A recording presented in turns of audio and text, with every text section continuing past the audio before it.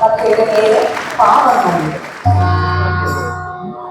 അതെ, മാനവ ചരിത്രത്തിന്റെ കഥ വിശപ്പിന്റെ കഥ കൂടിയാണ്. പ്രപഞ്ചത്തിലെ ഏറ്റവും വലിയ ദുഃഖമേതെന്ന യമധർമ്മന്റെ ചോദ്യത്തിന് മുന്നിൽ ധർമ്മോപാസകനായ യുധിഷ്ഠിരന് മറ്റൊരു ഉത്തരമുണ്ടായിരുന്നു. വിശപ്പ്. കൊടും വിശപ്പിനേക്കാൾ വലിയൊരു ദുഃഖം ഈ പ്രപഞ്ചത്തിൽ ഇല്ല തന്നെ. ചരിത്രത്തിന്റെ ഇങ്ങേയറ്റത്ത് ഉഗാണ്ടയിൽ, എത്യോപ്യയിൽ, സൊമാലിയയിൽ, ഗാസയിൽ, എന്തിനേറെ ഇന്ന് ഭാരതത്തിലും പട്ടിണിയുടെ ഭീകരമുഖങ്ങൾ നമുക്ക് കാണാം. ഒരു നേരത്തെ അന്നത്തിനായി സ്വന്തം അരുമക്കിടാമലെ അന്യന് അടിയറവിക്കുന്ന അമ്മമാരുടെ നാടാണ്. സ്വതവേ വിശ്വകഥാകാരൻ വിക്ടർ ഹ്യൂഗോവിന്റെ പാവങ്ങൾ എന്ന കഥയെ ആസ്പദമാക്കിയുള്ള എന്റെ ഈ കഥാപ്രസംഗം വിശപ്പിന്റെ നിലവിളികൾക്ക് മുന്നിൽ ഞാൻ സമർപ്പിക്കട്ടെ. കഥയുടെ പേര് പാവങ്ങൾ.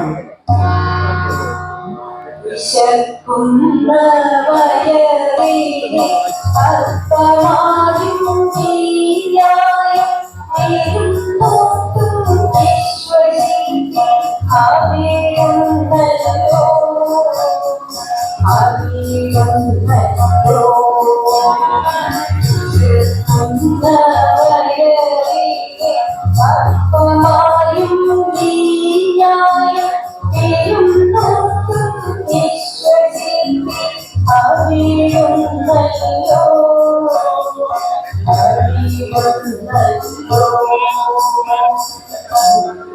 കാലം 1815.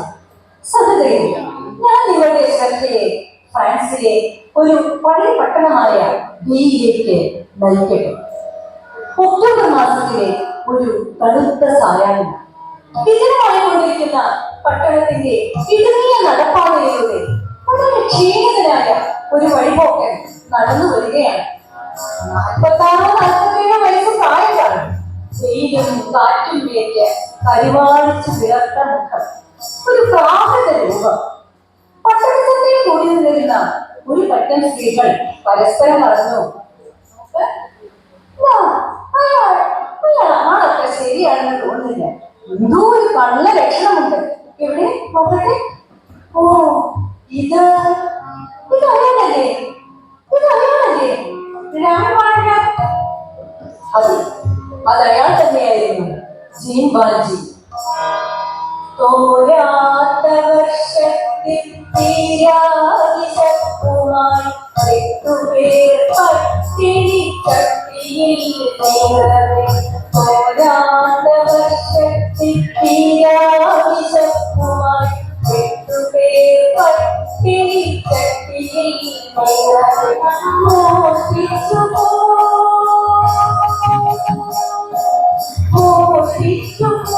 അയാൾ മോഷ്ടിച്ചുപോൽ ഒരു മോശാശ്രയം താരാവർക്കില്ലാത്തവർക്കു കൊടുക്കുമാ നല്ല കാലത്തെ കണ്ടയാൾ 19 തനിക്കും ഫലത്തിന്റെ തുങ്കവേളകൾ കണ്ടേ കടന്നു.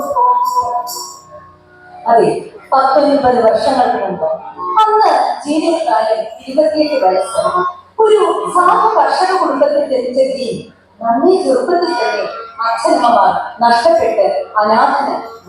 ഇനി അയാൾക്കുണ്ടായിരുന്നത് ഒരു സഹോദരി മാത്രം. സഹോദരിക്ക് 7 മക്കൾ. മൂത്തവൾക്ക് 8 വയസ്സ്, ഇളയവനും 1 വയസ്സ്. വിധവയായ സഹോദരിക്കും മക്കൾക്കും താങ്ങും തണലുമായി ജീൻ മാത്രം. ജീനിന്റെ തുച്ഛമായ വരുമാനം കൊണ്ട് ആ കുടുംബം ജന്മി കഴിയുകയാണ്. മഴക്കാലം വന്നില്ല. ജീനിന് പണി കിട്ടാതായി. കുടുംബത്തിൽ പട്ടിണി അസഹനീയമായി.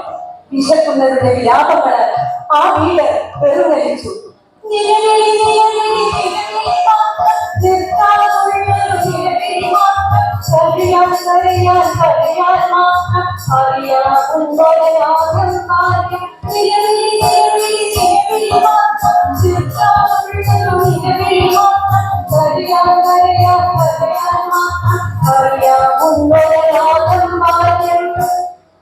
ഒരു ഞായറാഴ്ച രാത്രി മാമ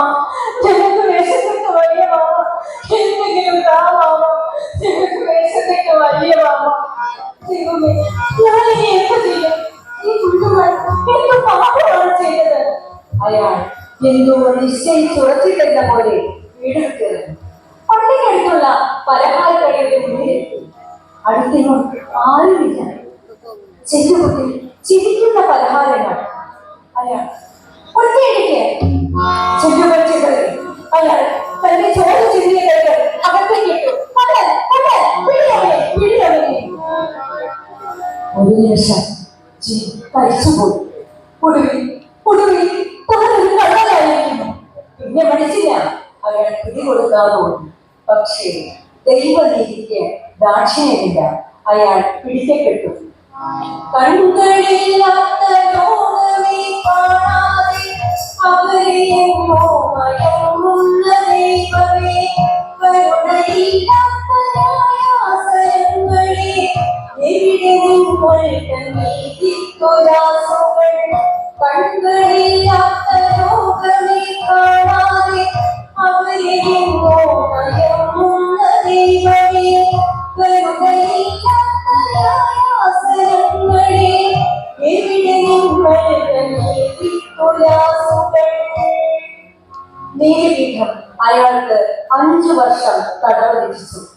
ബിഷപ്പിന്റെ പിടികെട്ടതിന് ബാല്യത്തിൽ തനിക്ക് താനും തളരുമായ സ്വസഹോദരിയെ ഓർമ്മിച്ചതിന് എട്ടും പൊട്ടും തിരിയാത്ത 7 പൈതങ്ങളെ സ്നേഹിച്ചു പോയിരുന്നു. പക്ഷേ ജീവനുള്ളിൽ എന്നും ഒരു പോരാളി ഉണ്ടായിരുന്നു. സ്വന്തം മനസാക്ഷിയുടെ കോടതി അയാളെ വെറുതെ വിട്ടിരുന്നു. അതുകൊണ്ട് അയാൾ മനുഷ്യത്തിരുത്ത കടമകൾ കേൾപ്പിച്ച് പുറത്തു നൽകാൻ ശ്രമിച്ചുകൊണ്ടേയിരുന്നു. എന്നാൽ ഓരോ തവണ തടവ് ചേരാൻ ശ്രമിക്കുമ്പോഴും അയാളുടെ ശിക്ഷയുടെ കാലാവധി കൂടിക്കൊണ്ടേയിരുന്നു. അങ്ങനെ നീണ്ട 19 വർഷക്കാലം അയാൾ തടവറയുടെ തളച്ചിടപ്പെട്ടു. ഇപ്പോൾ അയാൾ മോചിതനായിരിക്കുന്നു. ആ ജീവനെയാണ് നാം മുമ്പ് നഗരപ്രാന്തത്തിൽ തികച്ചും അവശനായ രൂപത്തിൽ കണ്ടത്.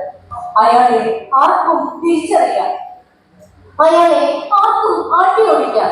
കാരണം കുറ്റവാളി എന്ന് മുദ്രകുത്തുന്ന മഞ്ഞ കാട് അയാളുടെ കഴുത്തിൽ തൂങ്ങിയിരുന്നു. അയാൾ ആട്ടിയോടിക്കപ്പെട്ടു.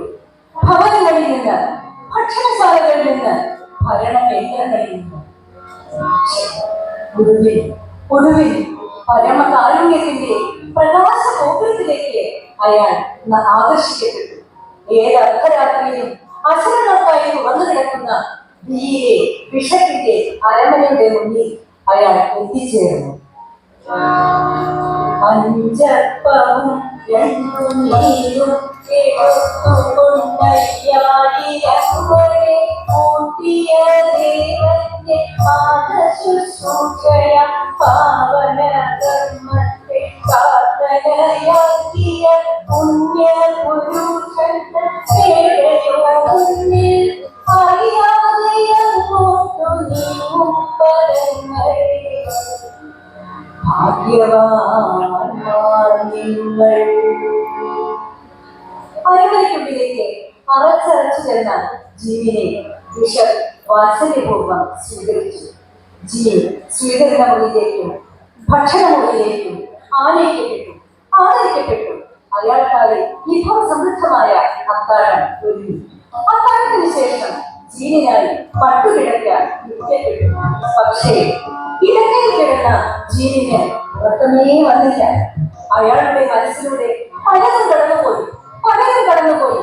ദൈവവും ചെറുത്താനും, പുണ്യവും പാപവും, നന്മയും തിന്മയും. ഒടുവിൽ ചെറുത്താൻ തന്നെ വിജയിച്ചു. എന്തായാലും സമൂഹത്തിന് മുന്നിൽ താനൊരു കള്ളൻ തന്നെ. ബഹുനാളുകൾ കഴിച്ചുകൊണ്ടാൽ പണം കൂടിയേ തീരും. ഇന്നലെ അത്താഴ സമയത്ത് ഉന്മേഷങ്ങളിൽ കണ്ട ആ വെള്ളിപ്പാത്രങ്ങൾ മോഷ്ടിക്കുക തന്നെ. പിന്നെ താമസിച്ചില്ല അയാൾ തന്റെ തീരുമാനം പ്രാവർത്തികമാണ്. പിറ്റേന്ന് പ്രഭാതം പൊട്ടിവിടും. ബിഷപ്പിന്റെ അരമനയുടെ വാതിൽക്കൽ ആരോ മുട്ടി. വാതിൽ തുറന്ന ബിഷപ്പ് കണ്ടത് പോലീസുകാർ പരീക്ഷിച്ചുകൊണ്ടിരുന്ന ജിന്നിനെയായിരുന്നു. ഇവിടുത്തെ വിലപിടിപ്പുള്ള വെള്ളിപ്പാത്രങ്ങൾ മോഷിച്ച ഈ കള്ളനെ ഞങ്ങൾ കൈയോടെ പിടികൊണ്ടിരിക്കുന്നു. ഈ പാത്രങ്ങൾ ഇവിടുത്തെയല്ലേ?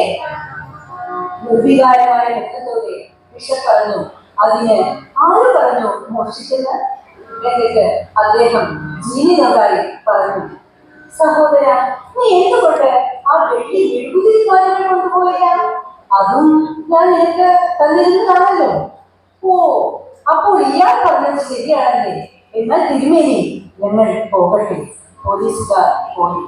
അത്ഭുത സ്തബ്ധനായി നിൽക്കുന്ന ജീവാജിയോട് ശാന്ത ഗംഭീര സ്വരത്തിൽ ബിഷപ്പ് പറഞ്ഞു, നീരായ വഴി തേടി നടന്നാലെത്തും നമ്മൾ തേടിയ വഴിയിലേക്ക് എന്നതായി പാഠം. നീരായ വഴി തേടി നടന്നാലെത്തും നമ്മൾ തേടിയ വഴിയിലേക്ക് എന്നതായി പാഠം. ഹിംസയും അഹിംസയും ചെയ്യും വഴി സാക്ഷാത്കാരത്തിന്റെ വഴി മധ്യരാശിക്കും അതേ വഴി. നീരായ വഴി തേടി നടന്നാലെത്തും നമ്മൾ തേടിയ വഴിയിലേക്ക് എന്നതായി പാഠം. ഹിംസയും അഹിംസയും ചെയ്യും വഴി സാക്ഷാത്കാരത്തിന്റെ വഴി മധ്യരാശിക്കും അതേ വഴി. നീരായ വഴി തേടി നടന്നാലെത്തും നമ്മൾ തേടിയ വഴിയിലേക്ക് എന്നതായി പാഠം. ബിഷപ്പിന്റെ കാൽപാദങ്ങൾ കണ്ണുനീരാൽ കഴുകിക്കൊണ്ട് ജീവി നിരത്തപ്പെടുന്നു. പാപങ്ങൾക്ക് എന്നേക്കുമായി വിടചൊല്ലിക്കുന്നു. സഹൃദയരെ, കാട്ടുനീതിയെ കാരുണ്യം കൊണ്ട് തടുക്കാമെന്ന് നമ്മെ പഠിപ്പിച്ച മഹാനായ വിക്ടർ ഹ്യൂഗോവിനെ പ്രണമിച്ചുകൊണ്ട് അദ്ദേഹത്തിന്റെ ഈ മഹത്തായ കൃതി മലയാളത്തിലേക്ക് മൊഴിമാറ്റം ചെയ്ത ശ്രീ നാലാപ്പാട്ട് നാരായണ മേനോനെ വന്ദിച്ചുകൊണ്ട് ഈ പരിഭാഷയുടെ 100ാം വാർഷികം ആഘോഷിക്കുന്ന ഈ വേളയിൽ ഈ ലോകത്തിലെ എല്ലാ പാവങ്ങൾക്കുമായി പ്രാർത്ഥിച്ചുകൊണ്ട് ഞാൻ നിർത്തട്ടെ. നന്ദി, നമസ്കാരം. സംസ്ഥാന ഭാഗമായി നടത്തുന്ന നാടകോത്സവ വേളയിൽ